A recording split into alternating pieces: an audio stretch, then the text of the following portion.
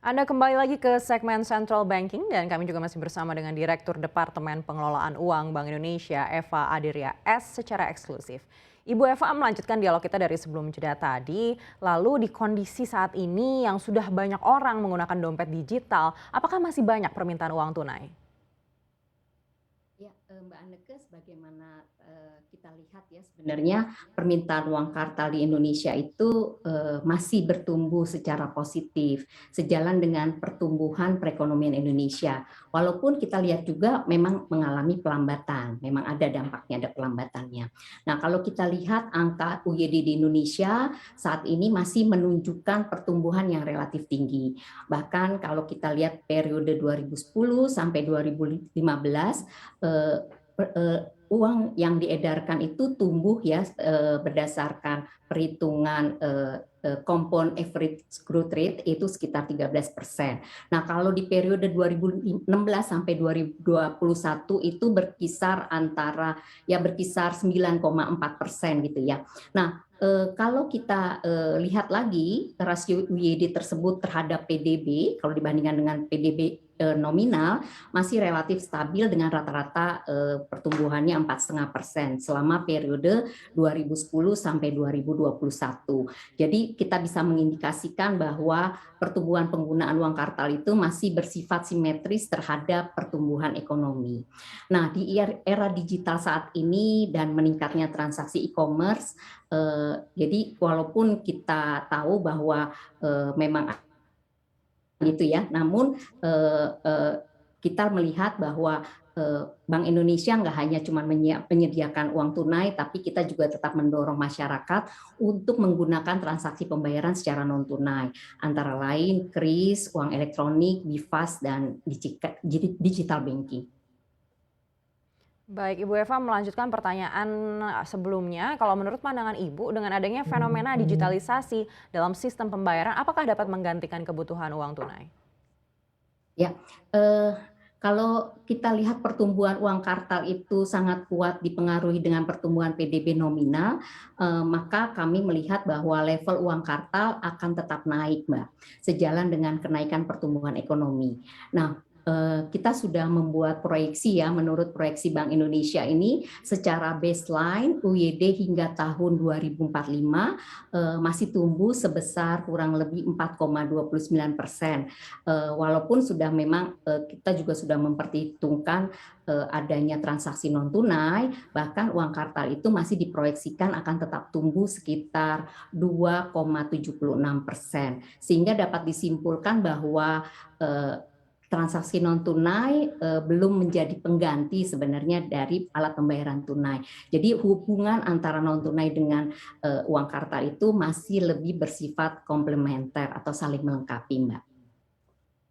Baik, Ibu Eva, Lebaran dan Idul Fitri ini identik dengan bagi-bagi THR ke sanak Ya. saudara. Apa yang harus dilakukan oleh masyarakat agar bisa terhindar dari uang palsu?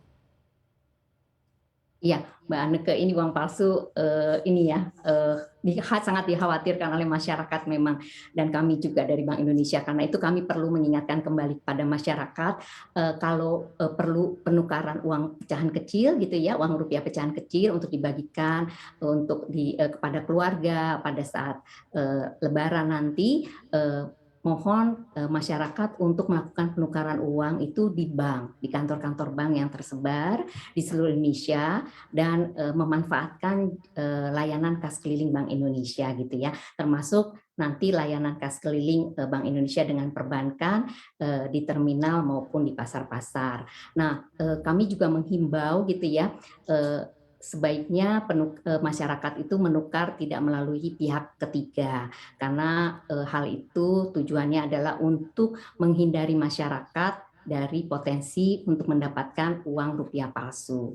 Nah, mungkin kami juga mengingatkan masyarakat, Mbak Anneke, untuk menjaga rupiah gitu ya, karena kita tahu rupiah itu kan simbol kedaulatan negara melalui cinta bangga paham rupiah. Jadi kami mengajak bagaimana kita bentuk cinta kita kepada rupiah adalah melalui pengenalan terhadap ciri-ciri keaslian rupiah dan merawat uang rupiah dengan memahami atau melakukan ciri-ciri keaslian uang rupiah, maka kita juga akan terhindar dari kemungkinan menerima uang palsu. Yang kedua, kita bagaimana kita bangga terhadap rupiah kita. Kita harus memberikan pemahaman juga kepada masyarakat bahwa rupiah itu adalah alat pembayaran yang sah dan simbol kedaulatan negara. Yang terakhir adalah paham rupiah. Kami harapkan masyarakat dengan memahami rupiah dalam fungsinya sebagai di pengedaran uang itu merupakan stabilitas ekonomi dan juga sebagai alat penyimpan nilai dalam konteks mendorong aktivitas perekonomian. Serta kami mengajak juga masyarakat untuk bijak dalam bertransaksi. Luar biasa, cinta bangga paham rupiah. Ibu Eva mungkin boleh di-share sedikit seperti apa upaya sosialisasi yang sudah dilakukan Bank Indonesia juga untuk bisa agar masyarakat lebih paham lagi. Ya, Mbak Anneke, kita banyak melakukan kegiatan sosialisasi baik kepada masyarakat melalui sarana-sarana webinar gitu ya, karena zaman pandemi ini kan banyak sekali kegiatan webinar. Kami masuk ke universitas-universitas, kami masuk ke komunitas-komunitas, termasuk kami juga melalui kanal-kanal komunikasi media sosial yang kami manfaatkan untuk menggaungkan cinta bangga paham rupiah kepada masyarakat.